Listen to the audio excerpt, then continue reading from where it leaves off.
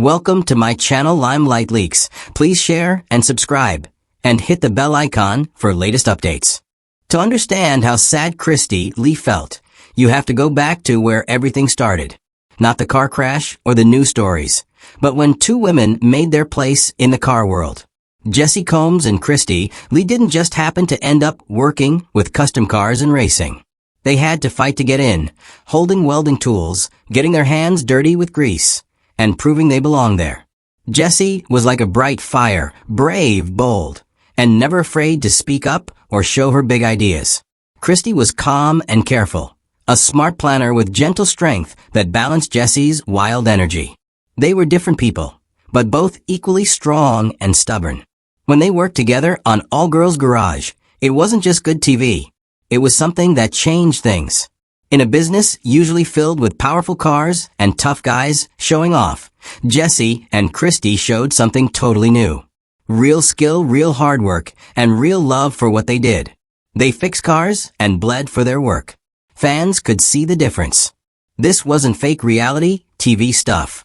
It was building something that would last. When the cameras weren't rolling, their friendship grew quickly and became very deep. They weren't just people who worked together on TV. They became like real sisters. Whether they were working hard on car parts or relaxing after filming for 14 hours, they shared the same dream of proving that being a woman in this world wasn't just something special or different. It was actually a strength. And that's what makes what happened next so terrible and heartbreaking. Because before the sad tragedy happened, before the quiet sadness, there was hope and big dreams. There was Jessi and Cristy dreaming big, trying to break records, and building their legacy together as a team. It was 2012 when All Girls Garage first started on TV. It was a brave choice by the people who make TV shows, who finally saw what Jessi Combs and Cristy Lee had known for many years. Women belonged in the car shop. When Cristy first met Jessi while filming, she said later it felt like meeting a teammate she had lost and found again. The two women immediately became friends, not just because they were both women in a man's world, but because they both knew what it took to do well in it. Jessi came in wearing safety goggles for welding and was known for taking on crazy car projects without being scared. Cristy came in looking neat and professional, but she was just as good at using tools and fixing cars. Their friendship wasn't fake. It didn't need to be. They spoke the same language of building cars, fixing problems, and breaking down barriers that kept women out. On the TV show, they worked together perfectly. When they weren't filming, their friendship grew fast. They shared ideas, shared tools, and soon shared personal stories that went much deeper than just cars. While the cameras were recording, the two helped each other in a place that could often be mean or unfriendly.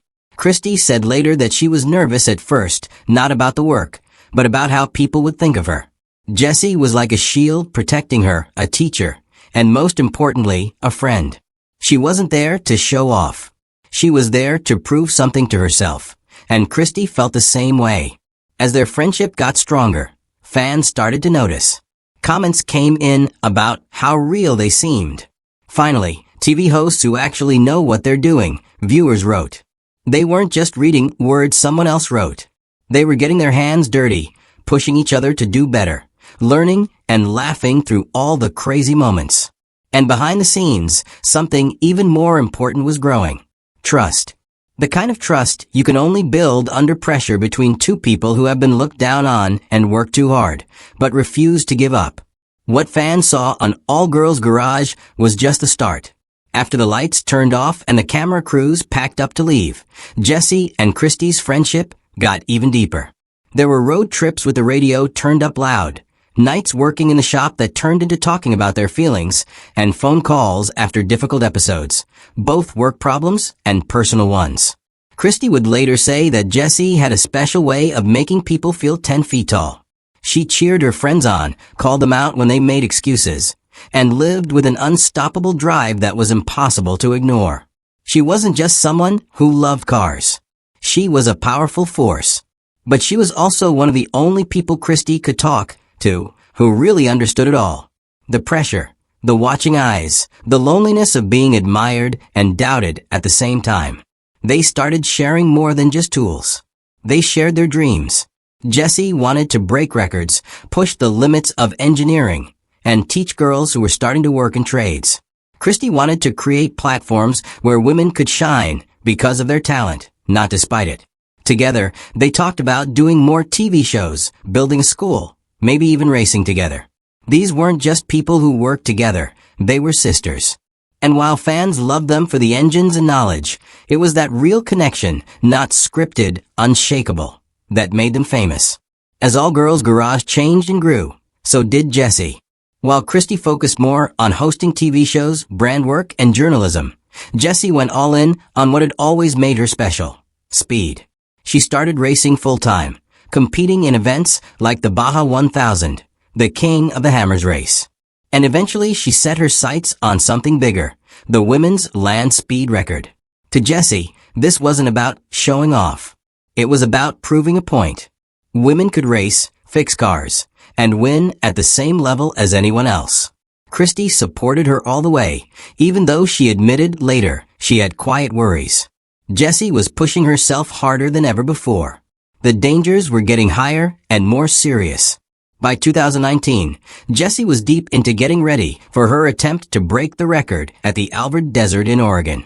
The vehicle, a specially built North American Eagle Supersonic Speed Challenger, could go over 500 miles per hour. And Jessi was ready for it. She trained without stopping, studied every part of the car, and gave herself completely to the goal.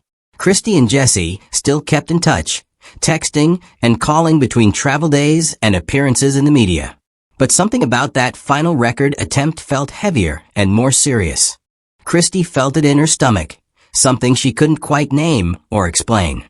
Jessi, as always, was focused, driven, and at peace with her choice. But behind that was a quietness that felt like saying goodbye. As Jessi's love for land speed records got stronger, Cristy Lee found herself torn between admiration and deep worry. The two had always supported each other, pushing boundaries in a world dominated by men. But this was different and more dangerous. Jessi wasn't just working with horsepower anymore. She was chasing history in a machine flying across the earth at speeds over 500 miles per hour. Cristy had seen the change in Jessi's eyes. She'd always been fearless and brave. But now she was laser-focused, as if she had unfinished business with the salt flats where people race for speed records. Cristy began to worry more. Not because Jessi was careless, but because she was relentless and wouldn't stop. She wasn't doing this for TV ratings or sponsorships from companies. She was chasing a title that had stayed away from women for nearly 100 years. The fastest woman on Earth.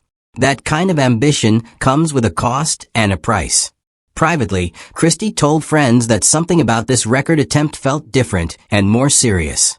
She was more intense than usual. Cristy later admitted Jessi wasn't second-guessing anything. It was like she had already made peace with every outcome, even the worst one that could happen. They had talked about it before, the danger, the risks, the possibility of not coming back alive. Jessi had always brushed it off with a smile and a shrug. But this time, Cristy noticed something different. Jessi wasn't joking around, and that haunted her and stayed in her mind. 3 days before Jessi's final record attempt, Cristy and Jessi shared what would unknowingly become their last conversation ever. It wasn't a long phone call, just 15 minutes. But Cristy remembers every single word they said. They laughed about an old prank from the all-girls garage days. Then, without anyone asking, Jessi grew quiet and serious. Her tone of voice shifted and changed. "If this is how I go out," Jessi said, "I want you to know I'm at peace with it." Cristy was shocked and stunned. She had no words, only silence. Jessi continued talking. "I've done everything I ever dreamed of doing. If this is the last thing I do, at least I did it on my terms and my way." There was no fear in her voice, only clarity and clearness. Cristy's heart dropped and sank. She wanted to tell her to stop, to wait, to think it over more. But how do you tell someone like Jessi Combs to turn away from their destiny and purpose? So Cristy did what friends sometimes do when they're scared and worried. She swallowed her fear. She told Jessi to be safe and to check in after the run was over. Jessi promised she would call. That phone call ended with an "I love you," followed by an awkward pause and silence. Neither of them knew how to say goodbye properly. After the crash happened, Cristy couldn't bring herself to listen to that voicemail again. Not for weeks and weeks. When she finally did listen, all she could hear was Jessi's voice. Steady, fearless, and free. That call became both a comfort and a curse for her. Proof that Jessi knew what was coming and that Cristy had heard it, but couldn't stop it from happening. The news came like a punch to the chest and stomach. On August 27, 2019, Jessi Combs' jet-powered car crashed on the Alvord Desert in Oregon during a high-speed land speed record attempt. She was going over 500 miles per hour when something went terribly wrong. The crash site was empty and brutal, just dust, broken pieces, and silence. Cristy Lee was in the middle of filming a segment when a crew member whispered the terrible news into her ear. She froze completely. Everything became blurry. She left the filming location without saying a word and collapsed in the nearest empty office. The world may have seen headlines like fastest woman killed in crash.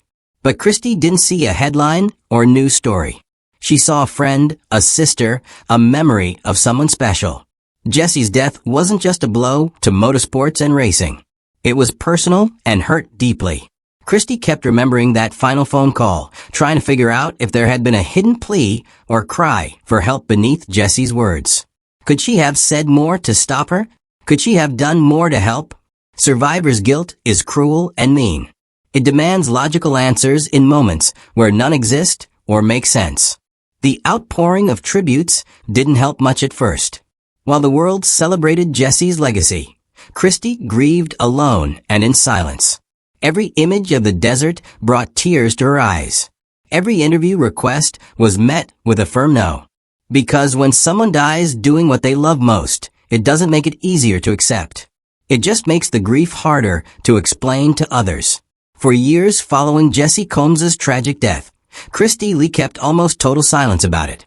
While tributes poured in from fans, friends, and celebrities across the automotive and motorsports world, Cristy didn't speak publicly about Jessi. Not in interviews, not on social media, not even in passing mentions during her TV appearances. To many people, this silence felt strange and unusual. Weren't they close friends? Weren't they sisters in grease and grit? But behind that silence was something more complicated than just grief. It was heartbreak wrapped up in trauma, guilt, and the pressure of mourning in the public eye where everyone could see. Privately, Cristy was completely devastated.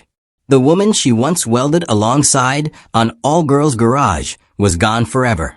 The friend she had stayed up late with discussing life, career, and purpose was dead. And not just gone in a violent, high-speed crash while attempting to do the very thing that made her heart race with excitement. Cristy reportedly got the news while filming a segment for another project. She walked off the set and didn't return that day. She couldn't do it. The silence was in many ways her armor and protection. In podcast interviews years later, Cristy admitted, "I didn't want to make it about me. I didn't want to add to the noise and chatter. I needed to process it my own way and in my own time." Behind the scenes, she kept photos of Jessi in her workspace. She lit candles every year on the anniversary of her death. But to the outside world, she was composed, moving forward, hosting shows, and smiling for cameras. Producers and fans asked her to speak, just a quick comment, just a tribute to Jessi.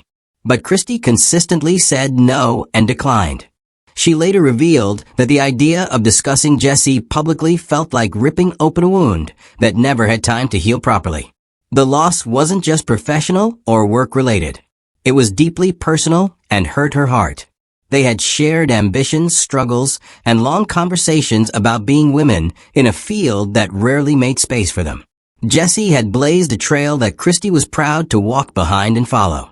But now, that trail ended in the salt flats. It wasn't until 4 years after Jessi's death that Cristy finally opened up publicly, emotionally, and without a script or prepared words. It happened during a motorsports podcast episode that wasn't even supposed to be about Jessi at all. The topic shifted naturally, and when Jessi's name came up in conversation, Cristy paused and stopped talking. Her voice cracked and broke, and then she spoke from her heart. I've never met another woman like her in my entire life. I don't think I ever will again, she said, holding back tears that wanted to fall. What followed was an emotional, unscripted tribute that sent shockwaves through the car and racing community. Cristy shared how Jessi's determination and drive had inspired her to push through tough filming shoots. How their conversations about equality and representation shaped her own choices and decisions. And how Jessi's death left a silence that no one else could fill or replace. She told the story of that final phone call in complete detail.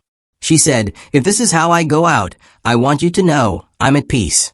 Cristy admitted that those words haunted her thoughts every day. I think she knew the risk and danger, but she wasn't reckless or careless. She was calculated and thought it through. She just wanted to be the fastest woman alive. That mattered to her more than anything. The interview spread across social media, reaching fans who had long wondered how Cristy was truly doing after all this time. The reaction was overwhelming and huge. Supportive messages, thank yous, and tributes poured in from everywhere. Some fans said they finally cried for Jessi after hearing Cristy's story and pain. Others said Cristy's pain mirrored their own feelings. The moment became more than just a tribute to Jessi. It became a release not just for Cristy, but for an entire community still mourning a pioneer and trailblazer. Cristy later said she was glad she finally spoke about it, but that it took everything in her to do it. It wasn't just grief and sadness. It was guilt about surviving. Survivor's guilt is real. Maybe Jessi lived loud and took risks. I stayed safe and careful. I don't know if that's right or wrong, but I know I miss her every damn day of my life. In the end, Jessi Combs' legacy wasn't defined by the crash or even the speed records she tried to break. It was defined by her courage, her fearlessness, her refusal to accept that being a woman meant being anything less than extraordinary. In the garage, on the racing track, or in front of the camera, she was amazing. And for Cristy Lee, that legacy became a personal mission to continue. Cristy has since taken steps to continue what she calls Jessi's unfinished business and work. She's participated in workshops for young women in motorsports, donated money to STEM programs in Jessi's name, and helped raise awareness for women fabricators and builders through her platform and TV shows. She often wears a bracelet with Jessi's initials during filming, a small reminder on her wrist that the path she walks wasn't built alone by herself. The restored car Jessi was testing when she died was later completed by her team and displayed at the Peterson Automotive Museum for people to see. Cristy attended quietly, staying in the background, with tears in her eyes. She later described the moment as painful, but healing at the same time. Seeing that vehicle, knowing what it cost Jessi and what Jessi gave the world, reminded Cristy that the finish line was never the goal. It was the chase, the passion, the courage to dare to try. The documentary ends not with a tearjerker, but with Cristy's words echoing over footage of Jessi blazing across the salt flats at high speed. She didn't die chasing a dream that she never reached. She died living it and making it real. That's who Jessi was, and who she'll always be remembered as. Jessi's legacy lives on in machines in motion, and in the hearts of those brave enough to follow her lead, including one friend, Cristy Lee, who finally found the strength to share the story behind the silence.